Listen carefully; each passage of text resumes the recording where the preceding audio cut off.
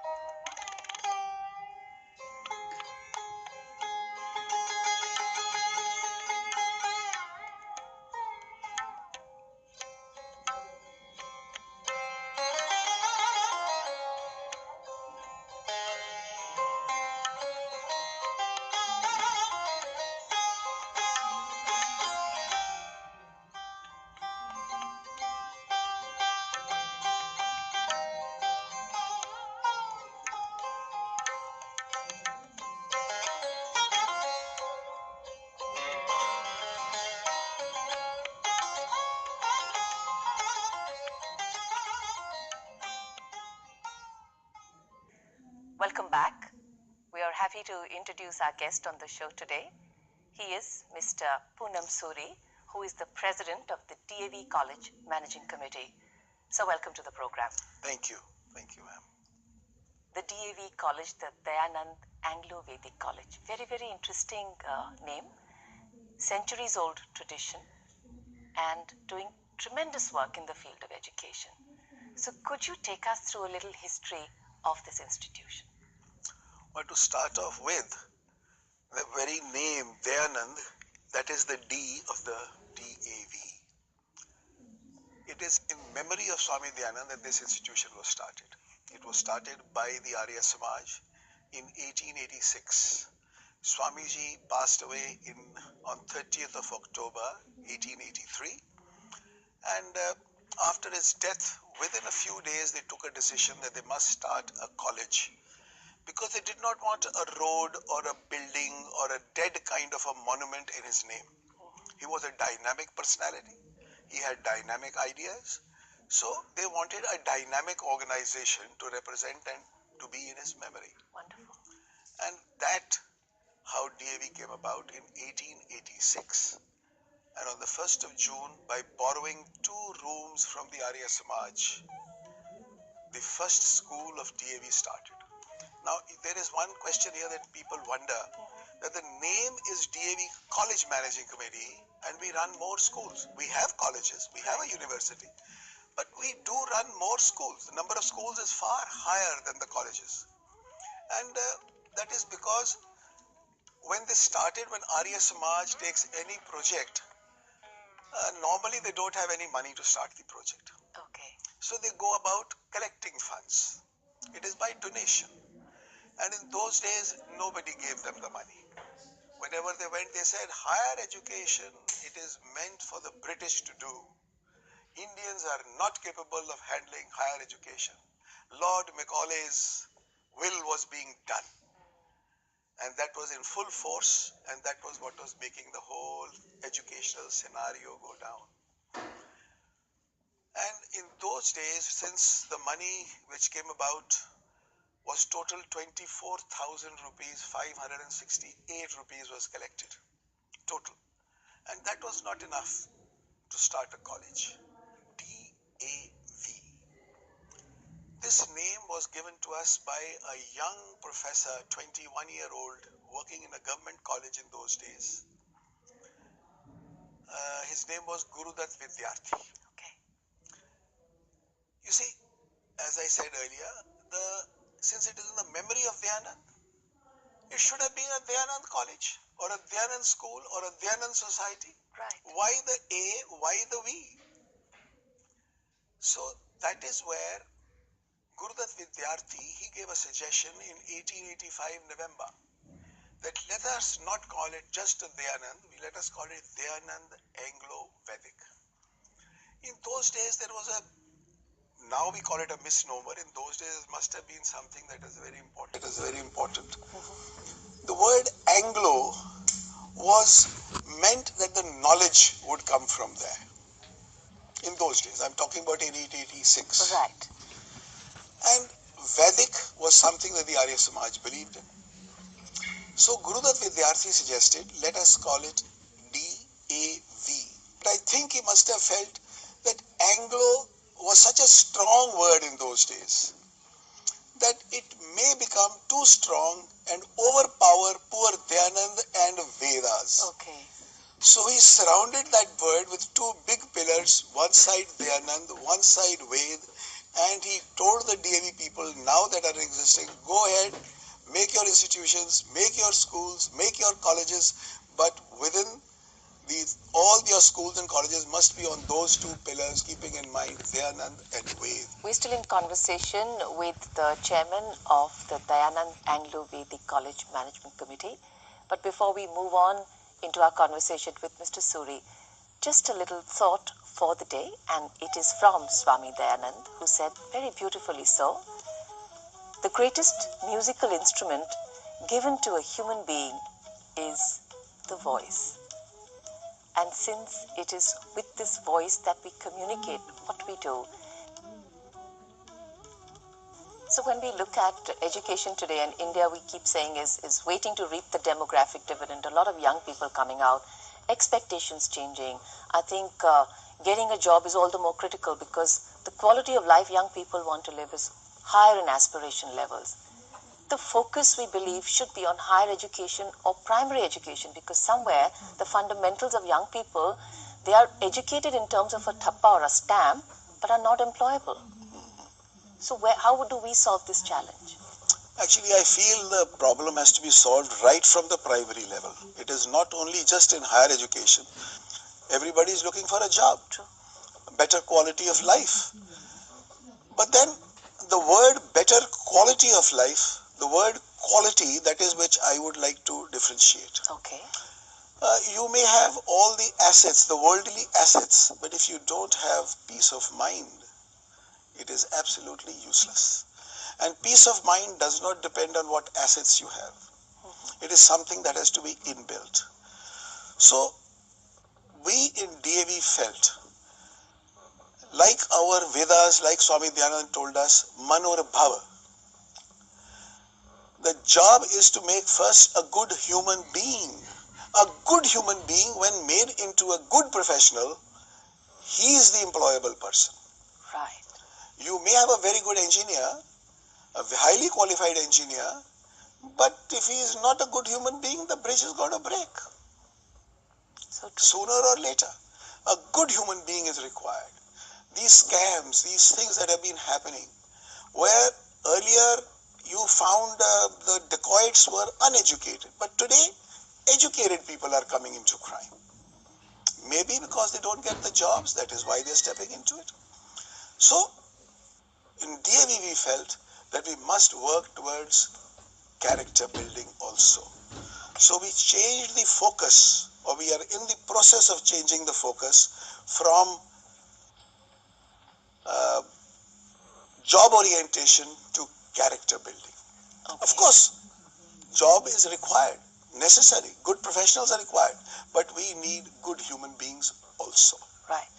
So in terms of young people and how they are looking at when they come to college, there are expectations and there are aspirations. So do you think over the years these are changing, the context is changing? Oh yes, people are becoming extremely short-tempered. Yeah. The rage is increasing. And of course they are more intelligent, much more intelligent than what we were when we were young. They are far more aggressive and they know how to elbow the other person out. So because of that we are forgetting our culture and ethics that we require. Right. So all the more reason for investing in character building, as you say. Yeah. Right. So when we link, and normally when somebody looks at a college degree, it's about what are the skills you're going to acquire to become a successful worker. You know, somebody who works in a field. And here we're also talking about saying character building is so critical.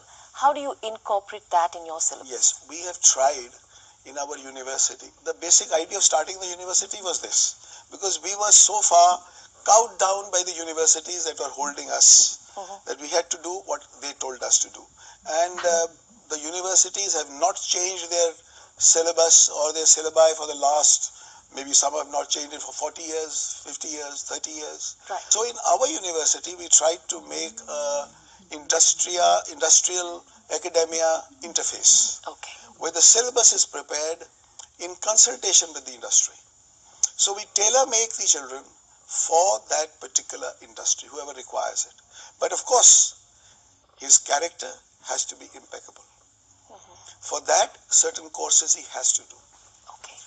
And in that, like, anger control, rage control, road rages that are happening, things like that, giving them the anger management programs, how to manage stress, meditation, things like that have to be taught to them. And they are made to do it. As a matter of fact, we have tried in our university that any course, they all have similar things in the first year. Like you take engineering, all engineering, whether it be civil, whether it be mechanical, whether it be electrical, the first year is common. Everybody does the same. So we have given a choice to the students. Okay.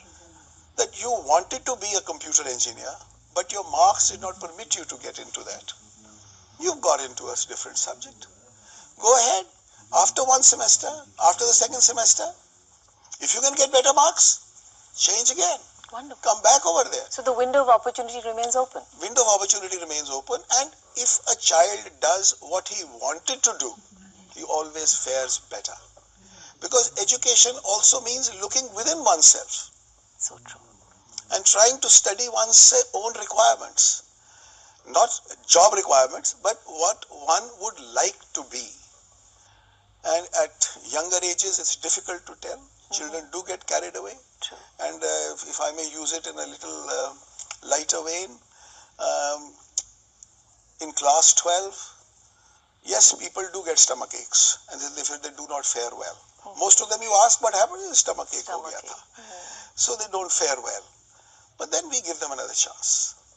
Here is another chance. Go to your place. Go to what you want to do in our university.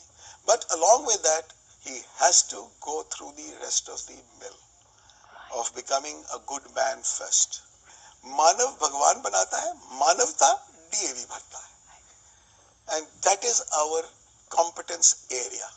Right. So जब हम nation building की बात करते हैं sir, आपके view में nation building क्या है?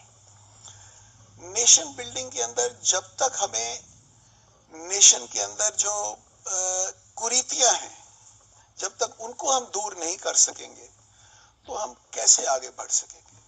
तो मेन स्टे हमारा कैरेक्टर के ऊपर आना चाहिए, जो अब बहुत मुझे खुशी होती है इस बात की कि अभी कुछ सालों से ही ये शुरू हुआ है कि we are proud to be an Indian.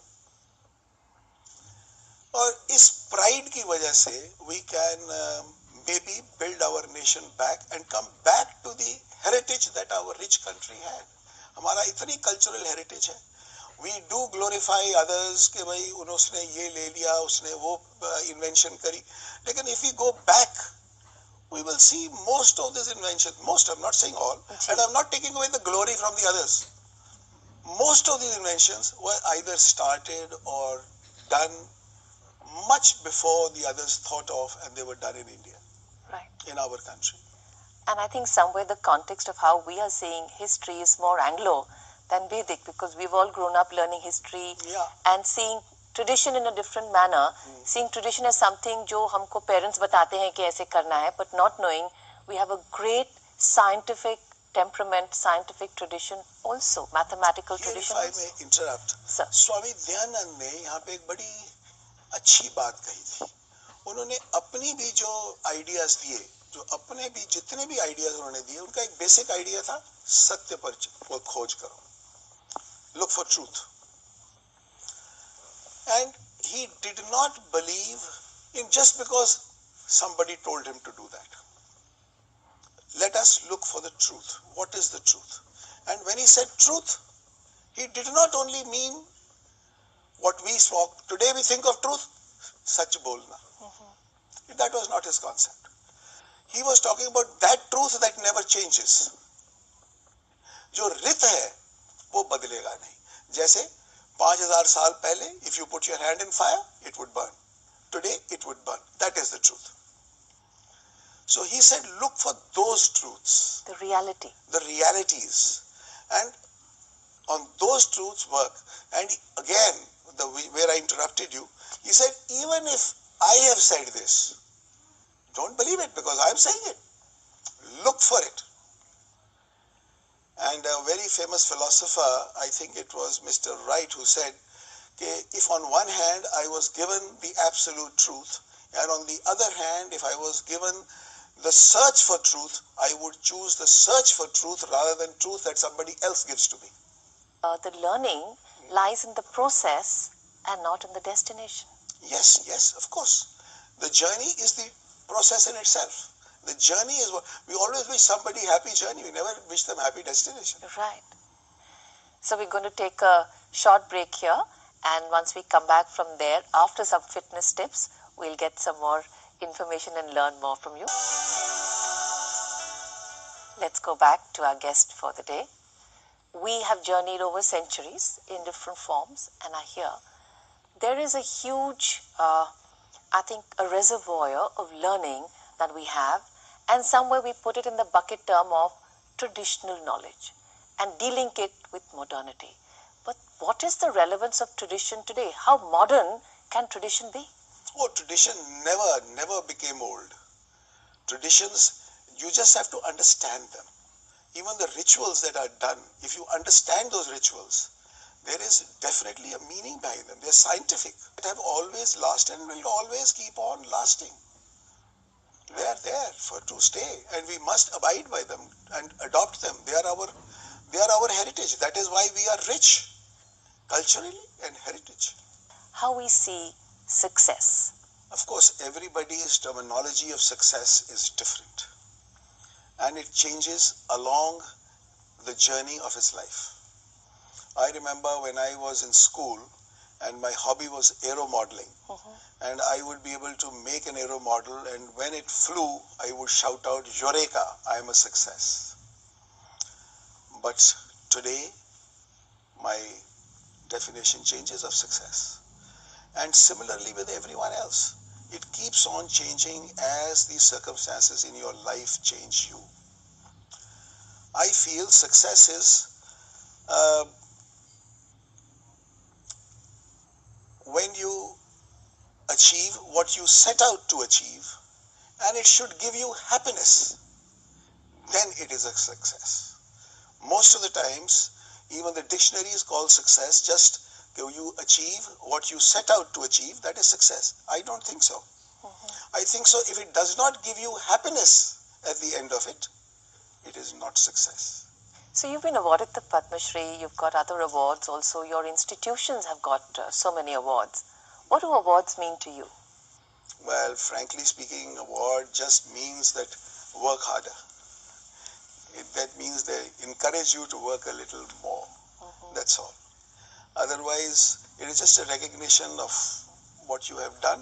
But at the same time, in my case, I personally feel if I may put it in a little lighter vein, you see, in DAV, like Swami Dyanand had said, we have a number of ladies who are employed. Right. The large number of ladies. As a matter of fact, I would even put it at about 80%. Wonderful. We have a staff of 60,000 Lovely. and about 80% would be ladies in DAV. And in the Arya Samaj, on the other hand, a huge number of males are there working. So I think since the government might have seen that in the Arya Samaj and DAV some work is being done, so who should they award? So they came to my name and they said, he is a male, but his name is that of a girl, so let us give it to him. So they're sweet. trying to please both. That's about it. What a sweet thing to say, Punamji. But, and I think you actually addressed the larger context to say that finally, and we think of gender parity, we think of bringing in balance, how do we see the other gender, understanding the other gender. But I think it's also about seeing work. Yes. Coming back to, and you said we have a large number of ladies working Yes. in the education system, Yes. because I think teachers are, by and large, it's seen as a female profession, right? Oh, well, yes, it's more convenient for them Okay, to go home early and look after the family and the children. okay.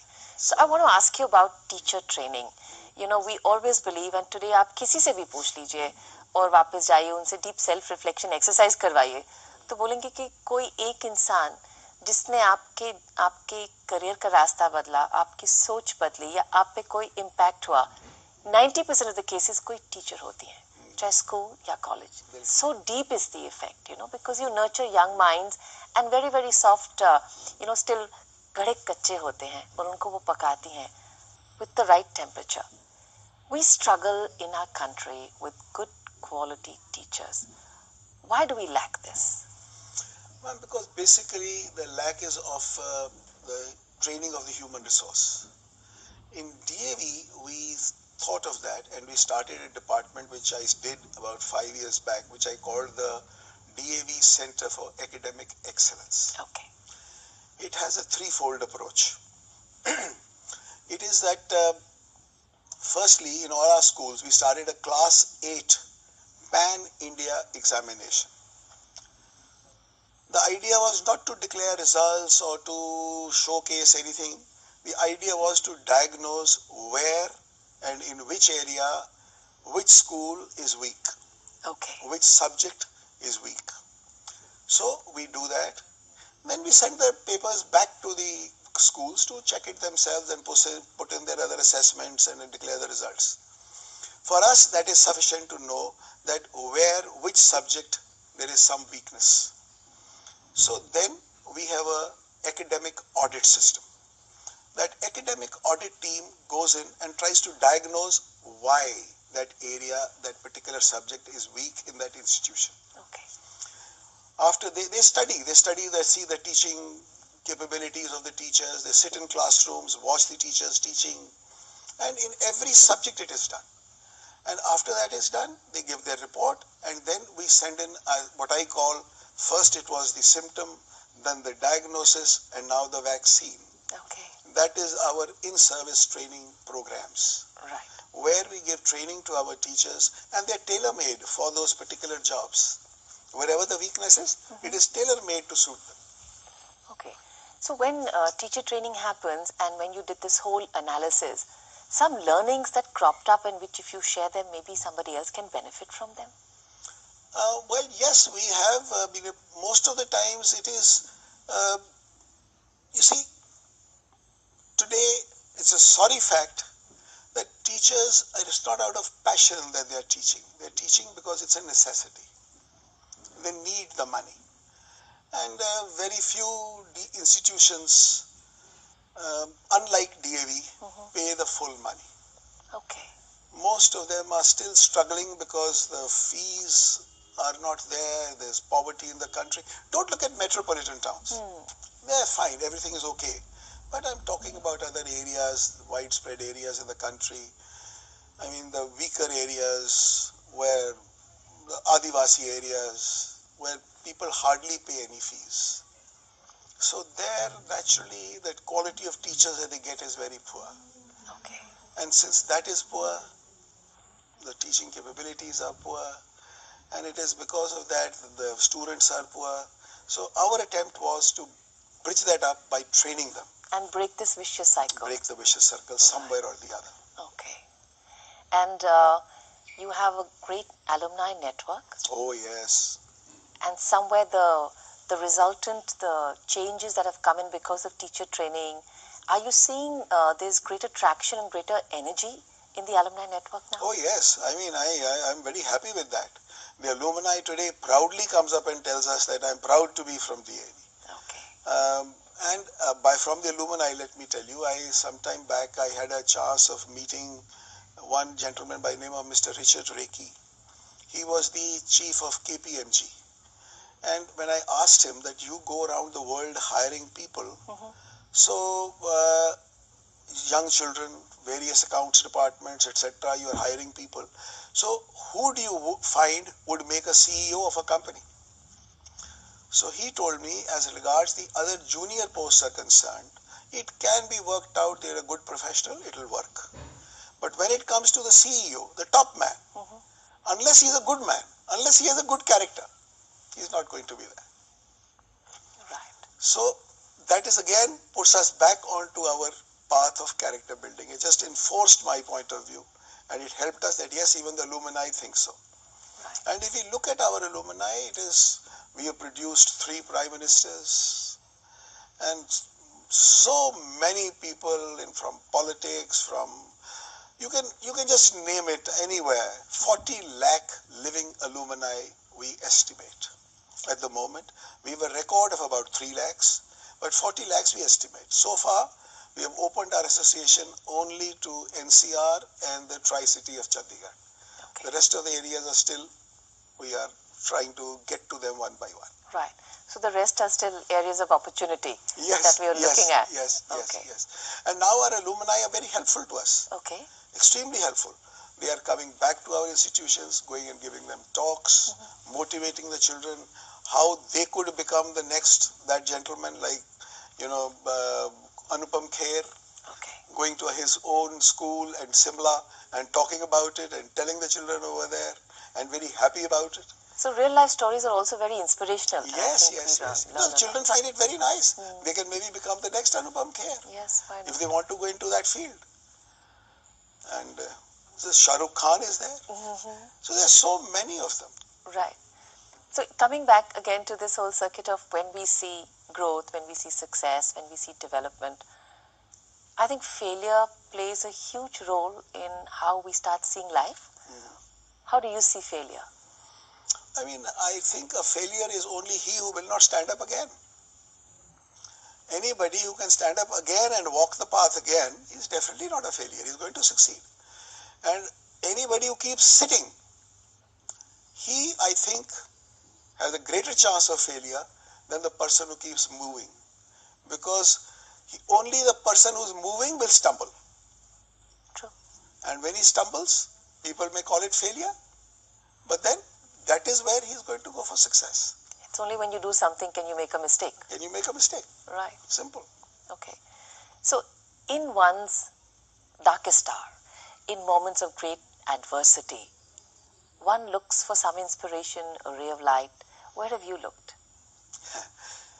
Well, I have, frankly speaking, if I may say, it's a very personal thing, but my grandfather, who later on became a sannyasi by the name of Mahatma Anand Swamiji. Okay. I have traveled now practically the entire country, going from institution to institution, and to areas where still roads hardly exist. So he went around them in those days when they were moving around in bullock carts. So I marvel at him that was there no stress on him, and without much finances, trying to work out things, and then also talking spiritually and explaining things to people and giving talks, opening institutions. So I definitely look at him. Whenever I do get tired, then one does feel that yes. But then in the DAV field, I feel Mahatma Hansraj. Okay. Mahatma Hansraj, he was the first headmaster of DAV. is, if I may say in Hindi again, त्याग और तपस्या, ये दो लफ्ज हैं, और त्याग और तपस्या में कौन सा उनका ज्यादा था ये कहना बहुत मुश्किल है. त्याग भी बहुत था, तपस्या भी बहुत थी. और उस इंसान ने तो 1 रुपया भी नहीं लिया डीएवी से जी. और सारी जिंदगी अपनी इसी काम पे दी, और जिसके लिए अपने खानदान को, अपनी धर्म पत्नी को, अपने बच्चों को, सबको निग्लेक्ट करके उसने डीएवी की सेवा करी. After working 25 years in it, उन्होंने कहा अब मैं डीएवी का भी त्याग करता हूं और मैं अब आर्य समाज की सेवा करूंगा. So the man's sacrifices were tremendous. Right. I think you've picked up a very, very beautiful point here, sir, as to how we see tyag and how we see the ability to leave that which is given us stature with equanimity. And so we keep saying young people, encourage them, give them growth, give them a view beyond. And yet the longevity is increasing, people are more active for longer. So how do you see that? Can one move away at a later stage of one's life, even if one is holding a position, to say, I need to make way for a younger second line of leadership to come up? Swami Dayanand ji ने इस चीज की problem बहुत बढ़िया solve करी थी जी. He gave us the आश्रम व्यवस्था, जिसके अंदर उन्होंने कहा कि वही ब्रह्मचर्य होगा, गृहस्थ होगा, वानप्रस्थ होगा और फिर सन्यास होगा. बहुत सुंदर है एक्चुअली. और जो वानप्रस्थ है, basically it is giving back to the society what society was kind enough to give to you, and sannyasa is then thinking about your maker and trying to get there in the same way. Right. So he made way for the next generation to move up. Right. Because organizationally in the corporate sector, the senior management is getting younger and younger. Is that happening with larger societies and say quasi-government organizations or bodies? Well, frankly speaking, in DAV it is not. Okay. In DAV, because in the managing committee, in the office bearers, only after Vanprasth will they come. Right. While they are young, they are working. Okay. So it's only later in life when they think about giving back to the society that they come to us for giving back to the society. And at that age, of course, I was a little early, I think, in DAV. I joined it at the age of 50. But normally people would join after the age of 65, 70. Right. So which is when they say, this is my way of giving my way back. of giving back, and then they become either members of the committee or office bearers, and then they are elected to various posts. But it is purely, there is no salaries involved in these posts. Okay. So it's voluntary, and they volunteer their time. Voluntarily. Okay. Right. Personally, sir, what inspires you deeply as a value? As a value? Yes. I feel in context of today's world, I feel that that line maybe from the Bible, do unto others as you expect others to do unto you. That is one line I feel is that everybody should adopt, and keep it in their mind. And that is the main source what is troubling my country and taking it down, when we want enough for myself and not for the other person. It is good for me, not good for him. Right. So I feel that is one line, and it inspires me the most because it gives me the inspiration to do what the other person wants me to do. And we are the reservoir of human resource even for the rest of the world. I think a lot of them are looking at India even to run their organizations. How do you think we can actually bring up the quality and invest in our young people beyond character building and beyond what DAV does, as parents who are stakeholders, as bosses who have these young people under them, as organizations, as a political system? You see, as anything, I personally feel when a child is born, he is born inquisitive. He has an inquiring mind. And sorry to say, but most of the places education is killing that inquiring mind, and we are making it dull by giving them all kinds of things. Right. So I feel, in like if I say so again in Hindi, एक जो लफ्ज है हमारा जिज्ञासा, जी. जिज्ञासा हमें जरूर बच्चों के अंदर रखनी चाहिए, और वो हर पेरेंट का भी फर्ज है, हर टीचर का भी फर्ज है, और सरकार का भी ये फर्ज है कि वो जिज्ञासा जो लोगों के अंदर है उसको मारे ना. If somebody asks a question, honour it, let it be answered, let him be satisfied. और साथ साथ जब इंक्विजिटिव माइंड होता है, देन आदमी को कुछ जरा ज्यादा ही पता लग जाता है, जो उसके लिए अच्छा भी नहीं होता है. तो उसके साथ साथ उसको दूसरी चीज चाहिए, वो है विवेक. The difference between right and wrong. अगर हम ये दो चीजें एज अ होल अपने अंदर पैदा कर लें और सारे नेशन के अंदर पैदा कर दें कि जिज्ञासा रहे, we will definitely reach for the sky, we will definitely reach for the stars, because we will want to know more, and we will know the difference between right and wrong, and we will go on the right path. Right. So with the increasing internet, increasing technology, and things becoming available so easily to us, and instant gratification, or sometimes even knowing more than your teacher, is becoming, at least in some areas, is becoming the norm. Do you think the student-teacher का जो relationship है ये बदली हो रहा है? नहीं, फर्क तो बहुत है पहले से. पहले वो जो गुरु शिष्य वाली बात तो अब रही नहीं. जी.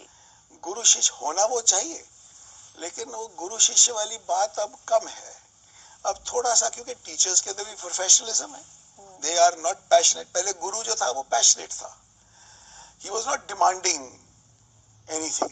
At the moment the teachers are there, they have their own demands, they have their own requirements to meet, and that is where I try and encourage the teachers, because every question, every teacher cannot know the answer. True.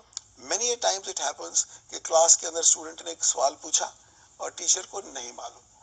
Now either the teacher will just beat around the bush, maybe give a wrong answer, maybe, and the child is convinced that what teacher says is right.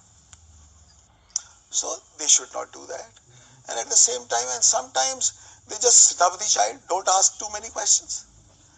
So I always encourage my teachers to put your hand on the shoulder of the child and tell him, you don't know it, I don't know it, so let us go out together, maybe to the library, maybe to some knowledgeable person, more knowledgeable than us, and try and find out the answer.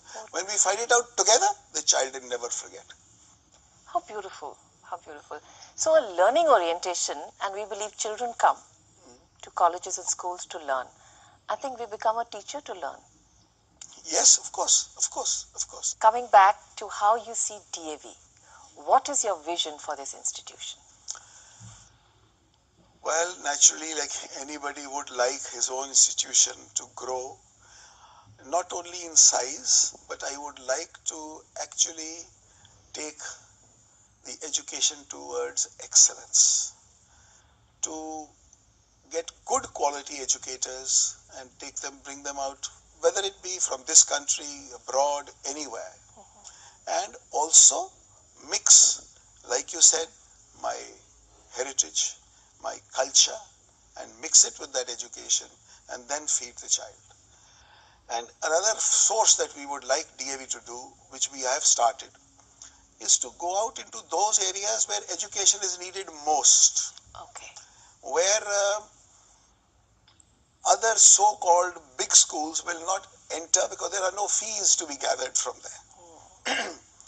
I have just opened 74 schools in one go in Chhattisgarh area.